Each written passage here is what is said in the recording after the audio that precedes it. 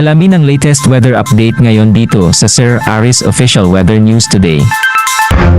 Patuloy pa rin makakaranas ng mga pagulan ng ilang bahagi ng Katimugang Mindanao dahil pa rin sa epekto ng Intertropical Convergence Zone o ITCZ na nakakaapekto ngayon sa katimugang bahagi ng bansa. Ang mga lugar na may mataas na tsansa ng mga pagulan ngayon at sa mga susunod na oras in the next 24 hours ay dito po sa Surigao del Sur, Davao Oriental, Davao Occidental, Sarangani, Sultan Kudarat, maging ang mga lalawigan ng Sulu, Basilan at Tawi-Tawi. Sa Luzon, Visayas, malaking bahagi ng Luzon at Visayas ay maaliwalas ang papawirin, gayon din sa ilang bahagi ng Mindanao.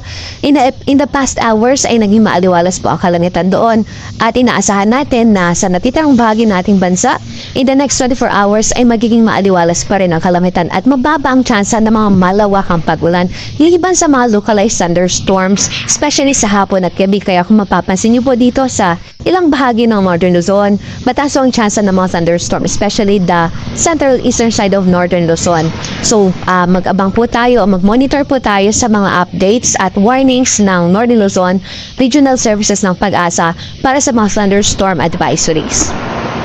Pero mainit at malisang panahon pa rin ang mararanasan sa malaking bahagi ng bansa at karamihan nga ng mga lugar na kung saan ay nakakaranas ng mainit na panahon, malaking bahagi po dyan ay sa Luzon at Visayas at ilang bahagi ng Mindanao.